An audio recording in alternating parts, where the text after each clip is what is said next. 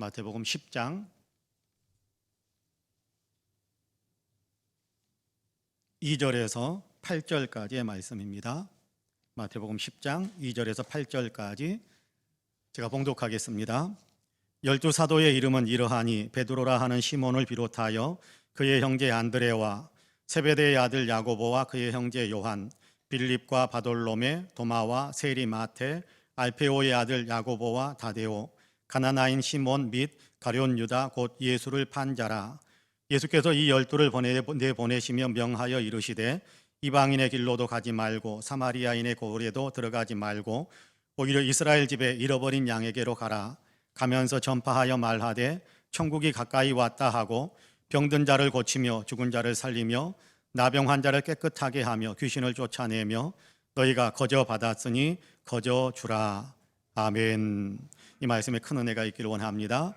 날씨가 좀 이렇게 포근해지고 따뜻해지니까 마스크를 착용하면 좀 불편하고 답답한 마음이 많이 있을 겁니다. 그럼에도 불구하고 우리가 안전 지침 또 이렇게 방역 지침을 지키기 위해서 코 위에까지 반드시 마스크를 올리시고 그 위에 조임새를 꼭 눌러 주셔야 비말이 위로 솟구쳐 오르지 않게 됩니다. 그렇게 협조해 주시기 바랍니다. 마스크를 코 위까지 올리시고 반드시 코 위까지 올리시고 위에 있는 조임새를 꼭 조여 주셔야 그래야 마스크 착용한 이렇게 효과가 나타나는 겁니다. 그렇게 하시면 좋겠습니다. 오늘 우리 교회는 창립 42주년을 맞이했습니다. 1979년 3월 4일에 소달수 목사님과 성도님들이 목사님 댁에서 첫 예배를 드림으로 교회의 역사가 시작이 되었지요. 교회 첫 예배를 드리기 전 바로 전달인 2월 달에 김태익 전도사님께서 교회 부지를 봉헌해 주셨었습니다. 그 부지는 여기가 아니라 신천동 지금의 새마을시장 안에 있는 땅인데요. 그 땅에 예배당을 건축을 해서 같은 해 1979년 12월 달에 입당해서 신천동에서 신천종합교회가 시작이 됐습니다. 신천동에도 교회를 시작했습니다만 여러 가지 상황으로 방이동 61-1번지 지금의 땅에 새로운 예배당을 건축을 했고 1983년 5월에 이사를 해서 방이동 교회 시대가 시작이 됩니다. 세월이 흐르면서 건물이 많이 노후되는 바람에 이런저런 어려움들을 많이 겪게 되었지요. 비가 오면 건물에 물이 새고 장마철이 되면 거꾸로 외부에서 물이 들어와서 교회 지하실에 있는 기도실 교육관이 흥건하게 물로 고이게 되는 어떤 그런 일들도 많이 겪었습니다. 주일에 학생들이 교육할 수 있는 공간들이 별로 없어서 어려움을 겪었고 주일 점심 식사를 한 후에 성도님들께서 앉아 있을 만한 공간을 찾지 못해서 답답하고 어렵고 많이 불편함이 있었습니다. 그 모든 불편함들을 우리 성도님들께서 잘 참아주셨습니다만 그래도 계속 그렇게 불편함 속에서 사는 것은 바람직하지 않다라고 생각을 해서 창립 40주년이 되던 재작년 그러니까 2019년 3월 달에 3월 첫 주일에 성전을 새로 건축하자라는 공동의회 결의를 했습니다. 그리고 약 1년여의 기간 동안 새 성전을 건축하여 작년 그러니까 2020년이죠. 2020년 부활주일에 우리가 이 새 성전에 입당을 했고 6월 14일에 성전 헌당 예배를 드렸습니다. 그리고 오늘 우리는 교회 창립 42주년 감사 예배를 드리고 있습니다. 하나님의 은혜로 우리 교회가 42년의 역사를 달려온 것입니다. 신천종양교회라는 이름으로 41년을 그리고 새 성전 건축하면서 교회 이름을 바꾸어 송파은혜교회라는 이름으로 벌써 1년을 달려왔습니다. 42년의 역사 가만히 돌이켜보면 전적으로 하나님의 은혜입니다. 교회는 하나님께서 세우시는 거거든요. 주님께서 분명하게 내가 내 교회를 세우리니 라고 말씀하셨는데요. 우리 교회도 주님이 세우셨고 주님이 지금까지 지키시고 보호하시고 이끌어 주셨습니다. 그 은혜에 감사해서 오늘 우리는 42년 동안 우리를 지키시고 보호하시고 인도해 준 하나님께 감사를 드리면서 교회 창립 42주년 감사 예배를 드리고 있습니다. 주님께 감사드리는 마음을 어떻게 표현해야 될까라고 고민을 좀 하는데요. 박수로 한번 영광을 올려드리는 게 어떨까라는 생각을 합니다. 교회의 역사를 이끌어 주시고 여기까지 오게 하신 하나님께 우리 감사하는 박수 한번 위로 올려드릴 수 있었으면 좋겠습니다. 하나님께 감사와 영광을 올려드립니다. 교회를 세우시고 여기까지 인도해 주신 분이 하나님이십니다. 하나님께서 교회를 이끄실 때 그런데 하나님께서는 독단적으로 하나님 홀로 하시는 것이 아니라 하나님의 동역자들, 하나님의 일꾼들, 사람들을 사용하셔서 그래서 교회를 이끌어 가시는 것을 알게 됩니다. 사실 교회라는 그 명칭은, 교회라는 이 단어는 건물을 이야기하기보다 먼저 사람들, 모이는 사람들의 모임을 가리키는 그런 단어이기도 합니다. 주님을 믿는 사람들의 모임을 교회, 그렇게 부르곤 하지요. 역사를 보면, 세계 교회의 역사들을 살펴보면 주님께서 교회를 위해 사람들을 많이 사용하셨음을 알게 됩니다. 어떤 사람들은 좀 두드러지게 쓰임 받기도 했고, 어떤 사람들은 좀 보조적인 역할로 쓰임 받기도 하고, 그런가 하면 이름도 없이 빛도 없이 전혀 이름도 남기지 못하고 존재 자체가 있었는지 없었는지도 모르지만 그럼에도 불구하고 그런 분들을 많이 사용하셔서 교회의 역사가 오늘까지 이어져 오게 하시는 하나님의 놀라운 은혜를 이렇게 경험하게 됩니다. 확인할 수 있게 되는 거지요. 우리 교회도 마찬가지입니다.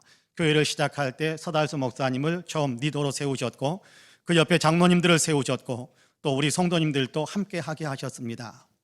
교회 역사의 초창기 때부터 10년의 역사, 20년의 역사, 30년의 역사 동안에 많은 분들이 교회를 위해 헌신하셨지요.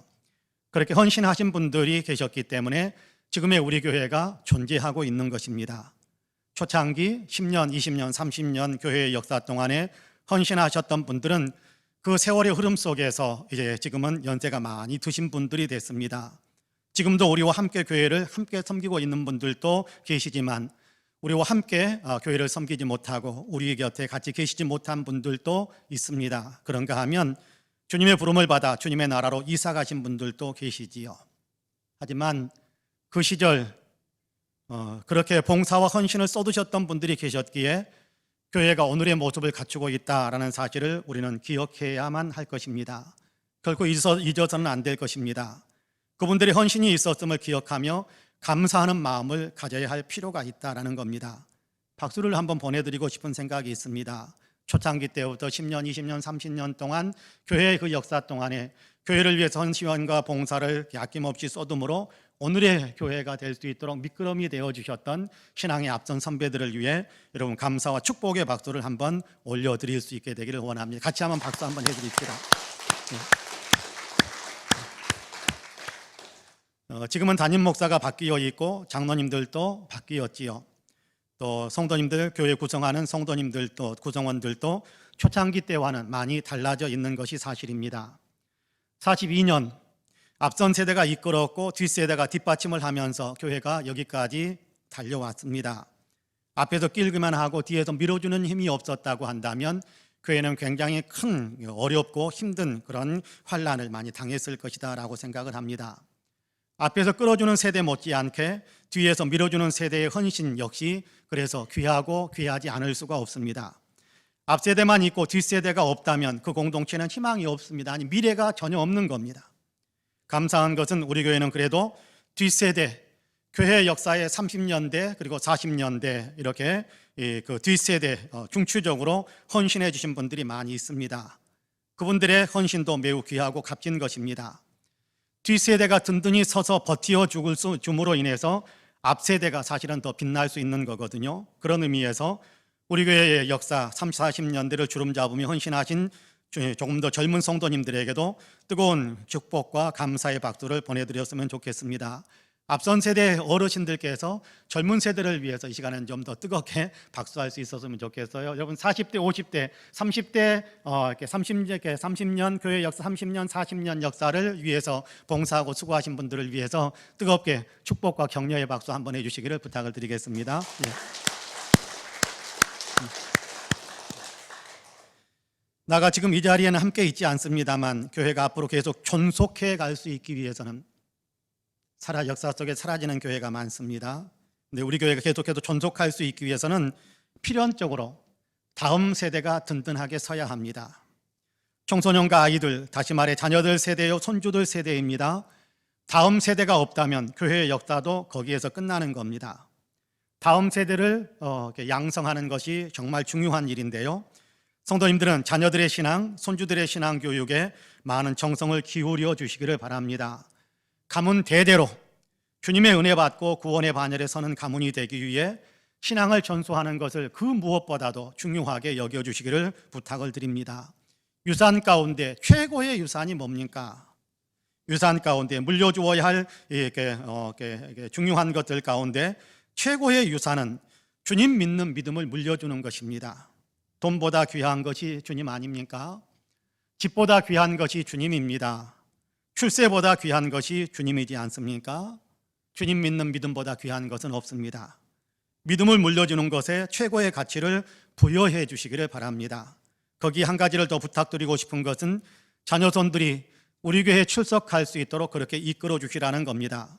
믿음의 세대가 우리 세대에서만 우리 교회를 섬기는 것이 아니라 2대, 3대, 4대, 5대, 6대 그렇게 대를 이어가면서 같은 교회, 우리 교회를 함께 계속해서 대를 이어가면서 섬길 수 있다고 한다면 교회 앞에서 그리고 더 나아가서 하나님 앞에서 얼마나 영광스러운 일이 될까라는 생각을 해봅니다.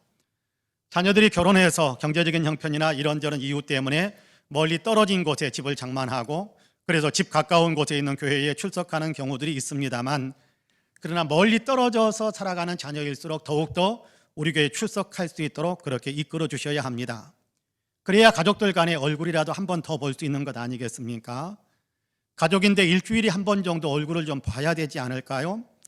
얼굴을 자주 봐야 가족의 정도 살아 있습니다. 얼굴을 보지 않으면 여러분 정도, 가족 간의 정도 사그라들고 마는 것을 보게 됩니다.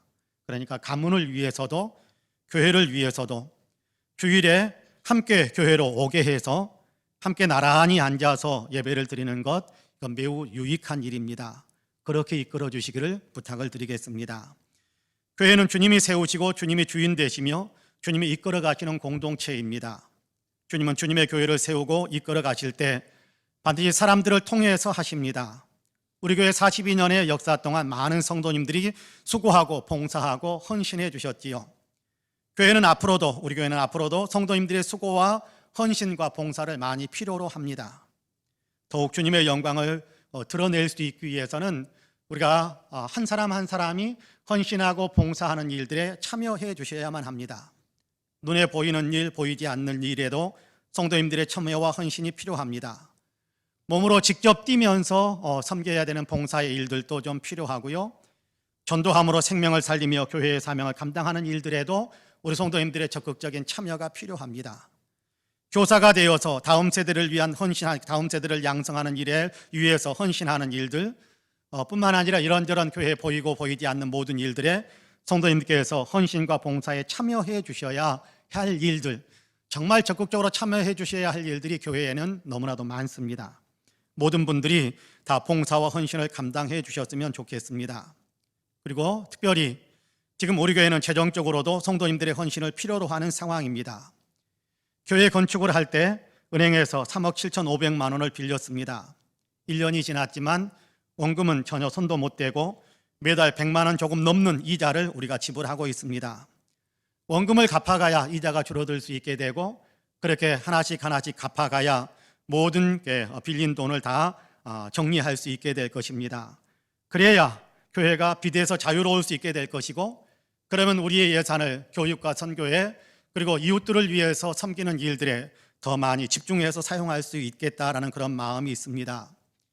1년에 우리가 빌린 돈 원금의 5천만 원씩만 갚아가려면, 물론 그보다 더 많은 액수를 갚아갈 수 있다고 한다면 좋겠습니다만은 5천만 원씩이라도 갚아가기 위해서는 어떻게 하는 것이 좋을까라는 생각을 많이 합니다.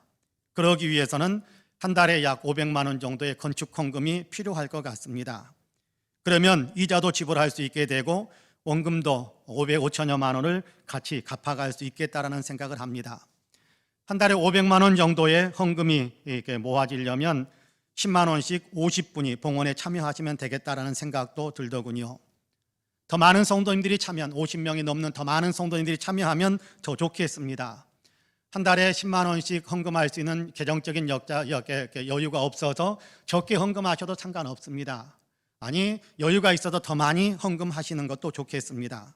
다만 성도님들께서 마음을 정하시고 매월 정기적으로 꾸준히 헌금하는 일에 참여해 주신다면 몇 년 안에 우리는 빌린 돈을 다 청산할 수 있게 될 것이다 라는 생각을 합니다.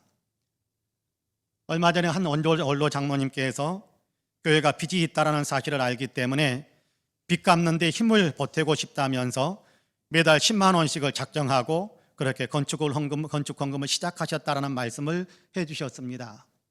그 말씀을 듣는데 마음이 뜨거웠습니다. 정말 감사하다라는 생각을 했습니다. 2주쯤 전에는 주일 예배를 마친 후에 김용화 권사님께서 저에게 오셨습니다. 그리고 지금 교회에 필요한 일들이 있는데 재정적으로 어려움이 많다는 이야기를 들었다면서 헌금을 좀 하고 싶다고 하셨습니다. 교회 통장 계좌번호를 달라고 해서 회계 집사님께 받아 핸드폰 문자로 제가 보내드렸습니다. 권사님께도 통장으로 바로 큰 돈의 헌금을 보내주셨습니다. 건축할 때도 많은 헌금을 해주셨다는 사실을 알고 있는데 정말 너무 감사한 마음이 컸습니다. 주님께서 하늘의 평강과 기쁨으로 권사님을 갚아주시기를 기도했습니다. 눈에 띄지 않게 봉사와 헌신에 참여하신 분들로 인해 교회는 더 든든하게 서가게 될 것입니다. 헌신과 봉사가 없다면 교회는 든든하게 서기가 어렵습니다. 눈에 띄든지 띄지 않든지 봉사와 헌신에 참여하는 일들이 많이 있어야 교회는 더 든든하게 서가게 됩니다. 지금 교회가 직면해 있는 빚을 정리하는 일에도 우리 성도님들께서 조금 더 참여해 주셨으면 좋겠습니다. 고린도후서 3장 9장에서는 주님은 적게 심는 자는 적게 거두게 하시고 많이 심는 자는 많이 거두게 하신다라는 말씀을 우리에게 선포하시기도 합니다. 여러분, 주님의 말씀을 믿으시고 더 복된 열매를 기대하면서 헌신의 씨앗을 심으시는 우리 성도님들이 되시기를 주님의 이름으로 간절히 부탁드립니다. 오늘 봉독한 말씀을 보겠습니다. 본문은 예수님께서 제자들을 모으시고 그리고 그 제자들을 파송하시는 장면을 보여주십니다. 먼저 제자들을 불러 모으셨어요. 본문 2절에서 4절까지의 말씀을 같이 한번 읽어볼까요? 2절에서 4절까지 같이 읽습니다. 시작. 12 사도의 이름은 이러하니 베드로라 하는 시몬을 비롯하여 그의 형제 안드레와 세베대의 아들 야고보와 그의 형제 요한, 빌립과 바돌로메, 도마와 세리 마테, 알페오의 아들 야고보와 다데오, 가나나인 시몬 및 가룟 유다 곧 예수를 판 자라. 할렐루야. 12 제자들의 이름입니다. 예수님께서 예수님의 사람으로 불러 모으신 사람들이고 이 사람들은 예수님을 믿고 따르는 사람들이 되었고 이 모임, 이 공동체를 가리켜서 교회다라고 이야기하는 겁니다. 물론 본문에서는 바로 지금 교회라는 단어를 사용하고 있지는 않습니다만 그럼에도 이들이 교회가 되었습니다. 12 제자를 불러 모으셔서 교회가 되게 하신 것처럼 예수님께서는 우리를 불러 모으셔서 교회, 송파은혜교회가 되게 하셨습니다. 예수님을 구원의 주님으로 믿을 수 있는 은혜를 주셔서 믿음으로 모이게 하신 거지요. 이렇게 믿음을 갖게 된 사람들에게 예수님은 너희가 나를 택한 것이 아니라 내가 너희를 택하여 세웠다라고 말씀하십니다. 예수님을 믿는 것은 하늘의 생명을 얻는 길이거든요. 예수님을 믿는 것은 영원한 천국을 들어갈 수 있는 그런 어떤 자격을 얻는 것이거든요. 세상의 지혜나 육적인 지혜로 얻을 수 있는 것이 아닙니다. 예수 믿는 것은 영적인 일이기 때문에 세상의 혈육이나 세상의 지식이나 세상의 가르침으로 얻을 수 있는 것이 아니에요. 오직 하늘의 지혜, 하나님 주신 특별한 지혜를 통해서만 가능한 일입니다. 예수님께서 먼저 불러주셔서 믿음을 갖게 해주셨기 때문에 예수님을 믿습니다라고 믿음을 고백할 수 있게 되는 겁니다. 예수님을 믿게 된 것은 그러니까 주님의 특별한 은혜를 받은 것입니다. 그렇습니다. 여기 계신 우리 모든 성도님들은 주님의 은혜로 부름을 받아서 예수님을 나의 주님, 우리 주님을 그렇게 우리 주님으로 믿고 있는 어떤 교회를 이루고 있는데요. 우리는 그런 의미에서 주님의 특별한 은혜를 받은 사람이다라는 사실을 확신하시기를 바랍니다. 예수 믿기 이전에는 내가 어떤 사람이었는가, 예수 믿기 전에는 당신은 어떤 사람이었는가, 그런 생각하실 필요 없습니다. 과거를 기준으로 생각하실 필요는 없습니다. 과거를 기준으로 다른 사람을 판단할 필요도 없습니다. 여러분, 제자들의 모습을 보십시오. 베드로, 성격이 급한 사람이지요. 여러분, 뿐만 아니라 그의 밑에 나오는 야고보와 그의 형제 보아너게, 다시 말하자면 우레의 아들, 뭐 이런 어떤 별명이 붙을 정도로 성격이 좀 거친 사람들입니다. 성격 못된 사람, 그런 어떤 표현이거든요. 우레의 아들, 그런 표현을 사용해서 별칭을 그들에게 붙여준 사람들인데, 자, 그런 사람들입니다. 뿐만 아니라 여러분, 마태는 세리였잖아요. 세리. 도마는 어떤 사람입니까? 믿음을 잘 갖지 못하고 의심이 많았던 사람 아닙니까? 여러분, 그런 사람들, 가나나인 시몬이라는 얘기는 열심당원이라는 얘기인데, 열심당원들 품에 칼을 품고 다니는 사람이에요. 폭력적인 사람들입니다. 자, 그런 사람들이 예수님의 부름을 받아서 예수님을 믿고 교회가 된 겁니다. 고린도전서를 보면요, 교회를 가르칠 때 너희 가운데 학식이 많거나 문벌이 많거나 뭐 이런저런 배경이 좋아서 그래서 교회에 나온 사람들 없는데, 그럼에도 불구하고 너희를 통해서 부한자를 부끄럽게 만들고 더 배운 사람들을 부끄럽게 만들고 또 힘 있다고 생각하는 사람들을 부끄럽게 만드는 일에 너희를 사용하고 있다라고 이야기해요. 교회는 그런 존재입니다. 하나님께서 함께 해주셔서 하나님의 영광을 드러낼 수 있도록 역사해 주시는 그런 어떤 역사를 받는 곳이 교회란 말이에요. 그러니까 예수 믿기 이전에는 이런 모습이었다 저런 모습, 그거 신경 쓰지 않으셔도 됩니다.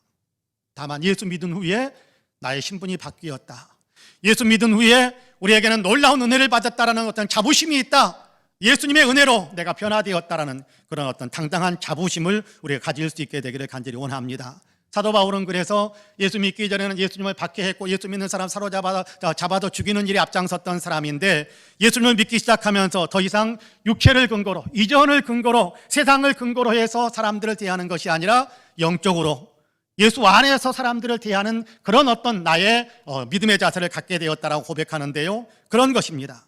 과거처럼 우리가 사람을 생각하는 것이 아니라 예수 안에서 사람을 생각하는 거예요. 교회 안에서도 서로를 그렇게 생각하는 거예요. 예수 안에서 내 자신을 그렇게 생각하는 겁니다. 우리는 주님의 은혜를 받아 구원받고 교회가 된 사람들이기 때문입니다. 지금 내가, 그리고 옆에 있는 우리 성도 한 분 한 분이 우리 모두가 예수 안에서 주님의 몸된 교회를 함께 이루는 사람이 되었다라는 사실이 중요합니다.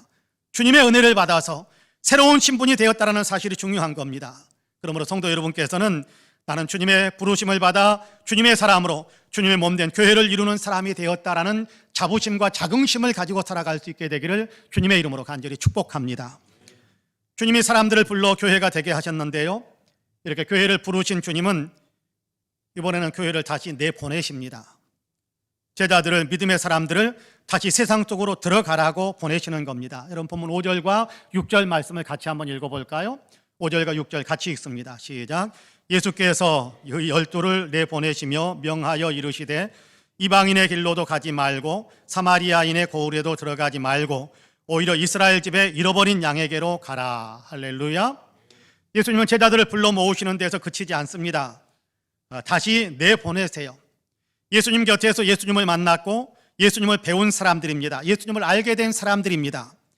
제자들은 이렇게 예수님을 알고 믿게 된 사람들인데, 이 제자들을 예수님은 다시 세상 속으로 보내십니다.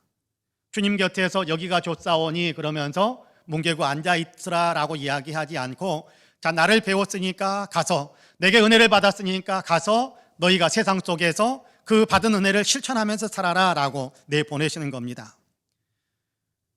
그런데 오늘 예수님께서 내보내실 때 제자들에게 하시는 말씀을 보니까요, 뭐라고 명령을 하시느냐 하면 이방인의 길로도 가지 말고 사마리아인의 고을에도 들어가지 말고 오히려 이스라엘 집에 잃어버린 양에게로 가라, 그렇게 말씀하는 것을 보게 됩니다.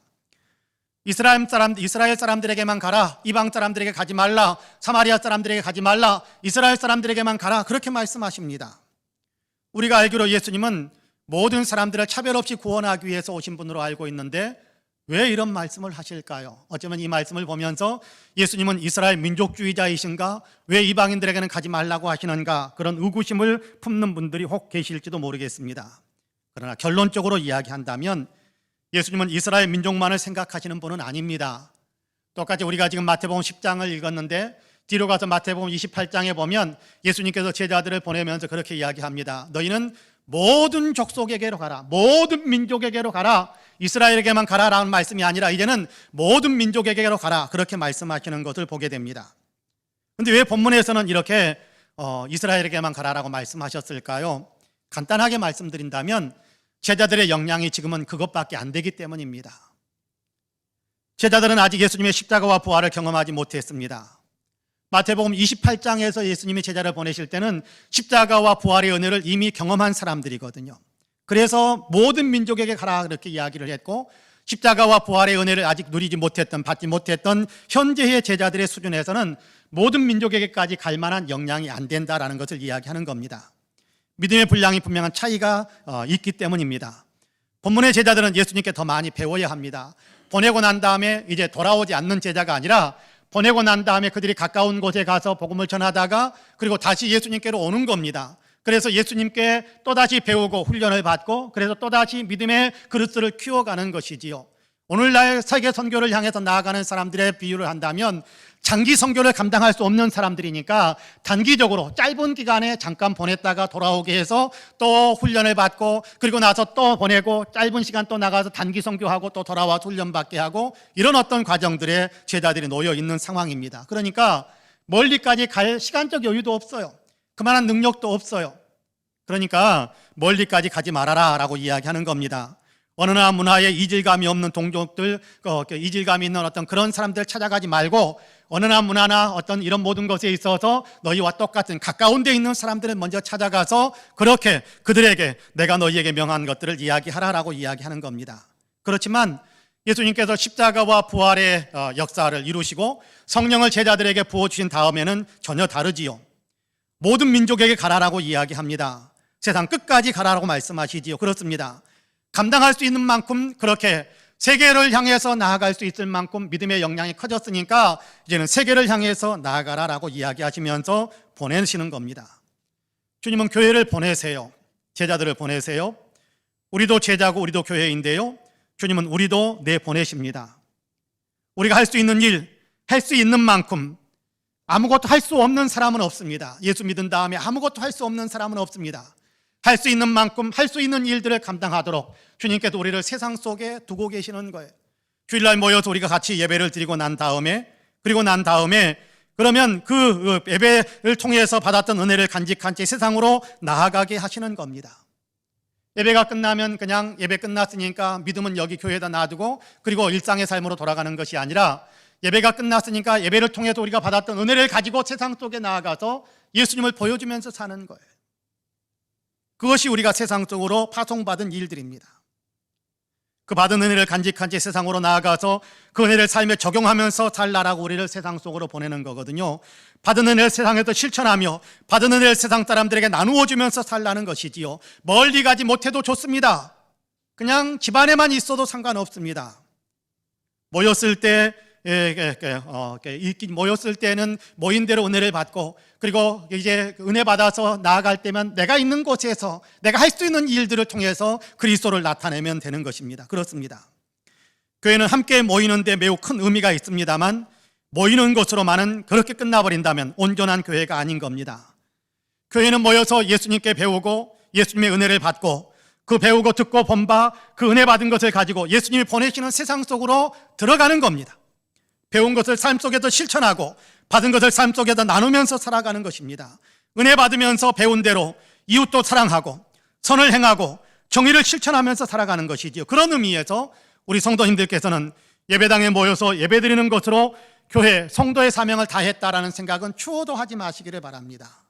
주님께 배우고 받은 은혜를 내가 사는 삶의 현장에 가지고 가서 실천하고 나누는 데까지 나아가라고 하시는 것이 주님이 우리를 향한 명령이다라는 사실을 기억하면서 여러분 받은 은혜를 가지고 세상 속으로 그렇게 나아가시는 우리 성도님들이 되시기를 주님의 이름으로 간절히 축복합니다. 그렇게 하는 것이 성도의 삶이요 교회다움을 나타내는 일입니다. 본문을 조금 더 주목해서 보면 제자들을 다시 보내시면서 주님께서 하시는 말씀이 있습니다. 그 말씀을 조금 더 주목해 보려고 하는데요. 본문 7절과 8절 말씀을 같이 읽어보겠습니다. 7절과 8절 같이 읽어봅니다. 시작. 가면서 전파하여 말하되 천국이 가까이 왔다 하고 병든 자를 고치며 죽은 자를 살리며 나병 환자를 깨끗하게 하며 귀신을 쫓아내되 너희가 거저 받았으니 거저 주라. 할렐루야. 제자들을 세상에 보내시면서 주님은 이런 일을 하라라고 지시하시는데요. 주님이 지시하시는 일을 보니까 거저 하라, 거저 주라 그렇게 말씀하는 것을 보게 됩니다. 8장 마지막 부분에서 너희가 거저 받았으니 거저 주라라고 말씀합니다. 무엇을요?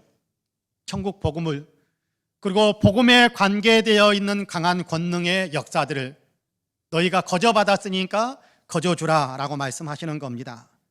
우리는 천국 복음을 거저 받은 사람들 아닙니까? 거저라는 얘기는 은혜라는 얘기입니다. 값없이 받았다 그래서 거저고, 그것을 우리 신앙의 어떤 용어로 사용한다면 거저 받았다, 은혜로 받았다 그런 얘기입니다. 은혜로 받았습니다. 그러니 그 복음을 거저 주라, 은혜로 나누어 주라라고 이야기하는 겁니다. 은혜로 전해주라라는 것이지요. 주님께로부터 거저 받았으니 너희도 사람들에게 거저 주라라고 말씀합니다. 거저 주면 가면서 전파하여 말하되 천국이 가까이 왔다 하고 병든 자를 고치며 죽은 자를 살리며 나병 환자를 깨끗하게 하며 귀신을 쫓아내되 너희가 거저 받았으니 거저 주라 라고 말씀합니다. 제자들을 보내시면서 하시는 명령입니다. 천국이 가까이 왔다, 예수 믿어라. 그 얘기하라는 겁니다. 예수님을 전하는 거지요. 예수님을 이야기하라는 것입니다. 예수님을 전하면 전파되는 예수님의 이름에 권세가 있어서 병든 자를 고치고 죽은 자를 살리고 나병 환자를 깨끗하게 하고 귀신을 쫓아내는 역사가 일어난다는 겁니다. 여러분, 너희가 그 일을 하라라고 이야기하는데 우리에겐 그런 권능이 없잖아요. 예수님의 이름에 그 이름에 권능이 있잖아요. 그러니까 그 이름을 전파하면서 그 이름으로 기도하면서 그 이름으로 선포하면서 그렇게 거저 받은 은혜를 거저 너희가 나누어 주면서 살라라고 이야기하는 겁니다. 주님은 전능하신 하나님이시기에 그 이름을 전하면 그 이름 자체가 권능이 있어서 놀라운 일들이 일어나게 될 것임을 가르쳐 주는 겁니다. 이 모든 것을 거저 받았으니, 은혜로 받았으니 거저 나누어 주어라, 은혜로 나누어 주어라 라는 것입니다. 교회는 그렇게 주님의 일을 하는 주님의 몸된 공동체입니다. 어려운 사람들을 사랑해주고 고통사람 받은 사람들을 품어주고 복음을 모르는 사람들에게 복음을 전해서 그들의 영혼을 살리는 일들을 하는 겁니다. 거저 공짜로 하는 겁니다. 보상을 바라고 하는 것이 아니라는 것이지요. 그 일에 수고한다고 해서 어떤 사람들이 뭔가를 내게 줄 것이다라는 기대를 갖지 말고 거저 봉사하고 은혜로 나누어 주라라고 이야기하는 겁니다. 고린도전서 3장에도 주님은 교회의 일을 하는 사람들, 교회로서 일을 하는 사람들, 주님의 일을 하는 사람들은 주님께서 주님의 일을 하는 사람으로 인정하셔서 주님의 상을 베풀어 주신다라고 말씀합니다. 사람들에게서 뭔가를 받으면 주님의 상이 사라지지 않겠습니까? 사람들에게서 뭔가를 받으려고 기대하지 말고 너희가 주의 일을 할 때는 거저하고 그리고 주님께서 주시는 상에 대한 기대와 희망을 품으라라고 이야기하는 겁니다. 여러분 생각해 보세요. 주님이 주시는 상은 세상이 주는 상과 비교가 되겠습니까? 주님이 주시는 상은 세상이 주는 어떤 인정과는 비교할 수 없이 영광스러운 그런 상이 될 것입니다. 그 영광의 상이 예약된 사람이 누굽니까? 주님의 교회로 부름받은 사람들, 주님께서 세상에 보내셔서 그래서 주님의 일들을 하게 하시는 사람들, 바로 우리 아닙니까? 그러므로 주님의 말씀처럼 거저 받은 것을 거저 전해주는 사역에 충성을 다하시는 우리 모두가 되기를 간절히 원합니다. 거저 하는 일이라고 해서 대충 영혼 없이 하면 안 됩니다. 거저 하는 일이니까, 공짜로 하는 일이니까 아이고 대충 영혼 없이 아무 생각 없이 정성도 없이 그렇게 하는 것이 아닙니다. 하라라고 말씀하시는 분은 주님이시거든요. 주님의 명령이시거든요. 그러니까 반드시 해야 될 일이지만 정성을 기울여서 해야 될 일이다라는 사실을 우리는 기억해야 합니다. 선한 영향력을 끼칠 수 있어야 한다는 겁니다. 정성을 기울여서 선한 영향력, 신령한 영향력을 끼치면서 살아야 된다는 겁니다. 거저 나누어 주는 것, 주님께로부터 받은 것을 그냥 나누어 주는 그런 삶을 살아야 한다는 거예요.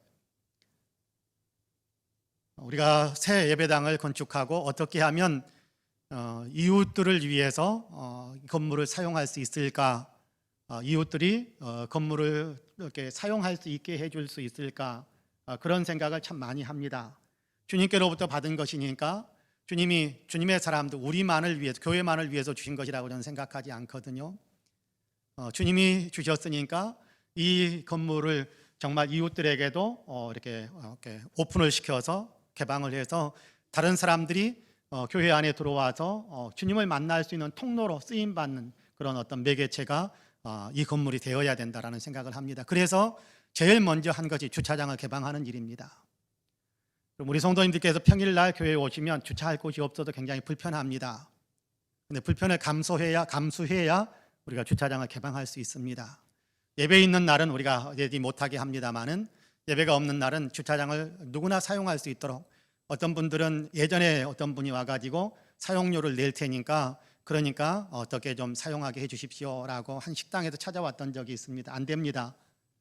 우리는 그냥 개방해 놓았으니까 먼저 오신 순서대로 그냥 사용하시면 됩니다. 그렇게 이야기를 해드렸던 적이 있습니다. 지금도 마찬가지입니다.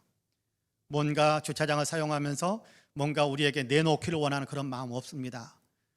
거기에 오픈 시켜놓고 있다 보면요, 불편한 일도 있고요, 또 비위 상하는 일도 많아요. 오픈시켜 놓으니까 마치 자기 것 와가지고 사용하는 것처럼 함부로 사용하는 사람들도 있고, 우리가 예배 시간에 우리가 차를 좀 빼달라고 이야기하면 거드름을 피우면서 마치 자기 것 내주는 것처럼 하는 사람들도 있어요. 비위가 상하는 일들이 있습니다. 그걸 참아내야 그래야 거저주는 일을 하는 겁니다. 우리 교회 표어가 올해 표어가 은혜 받는 교회, 은혜 나누는 교회이지 않습니까? 그 근거가 되는 본문은 오늘 우리가 읽은 7절과 8절입니다. 거저 받았으니 거저 주는 것, 은혜 받았으니까 은혜를 나누는 것, 이것이 교회가 해야 될 일이라는 거예요. 성도들이 해야 될 일이라는 겁니다. 복음을 전해 주어서 우리의 이웃도 복음의 능력 가운데서 살게 하는 그런 거지요. 복음을 우리가 보여주면 주님이 우리를 그냥 사랑해 주신 것처럼 우리도 사람들을 그냥 사랑해 줄 수 있으면 그것이 사람들로 하여금 우리를 통해 예수님을 보게 만드는 일이니까 그 일을 교회가 또 성도들이 해야 되는 일이다라는 겁니다. 그렇습니다. 우리가 감당해야 될 사명입니다. 거저 받았으니 거저 주는 것, 은혜 받았으니 은혜 나누어 주는 것, 이 사명을 우리 성도님들께 항상 마음에 품고 실천할 수 있게 되기를 주님의 이름으로 간절히 축복합니다. 사랑하는 성도 여러분, 우리 송파은혜교회가 창립된 지 42년이 됐습니다. 42년 동안 하나님의 은혜 가운데 여기까지 왔습니다. 주님이 42년 전에 우리 교회를 세우셨고 지금까지 은혜로 이끌어 주셨습니다. 주님께서는 앞으로도 우리 교회를 계속 이끌어 주실 것을 저는 믿습니다. 다만 제자들처럼 우리를 부르신 주님은 우리를 다시 세상 속으로 파송하신다라는 사실을 잊지 말아야 합니다. 모여서 은혜 받고 예배 드리면서 은혜 받고 기도 드리면서 은혜 받고 교육 받으면서 은혜 받고 성도들 간에 교제하면서 은혜 받고 그렇게 해서 받은 은혜, 주님은 그 은혜를 우리가 이웃들에게 나누어 주어야 한다라고 말씀하고 있습니다. 받은 은혜를 가지고 세상 속에 들어가서 내가 사랑받았으니까 사랑해주고, 내가 은혜 받았으니까 은혜 베풀어주고, 내가 거저 받았으니까 거저 나누어주고, 하나님께로부터 받았으니까 나도 이웃들에게 나누어주고 통로가 되어주는 것. 구원의 은혜를 전해주고 이웃을 사랑하고 그들을 위해서 붙들고 같이 기도해 줄 수 있는 그런 삶을 사는 거지요.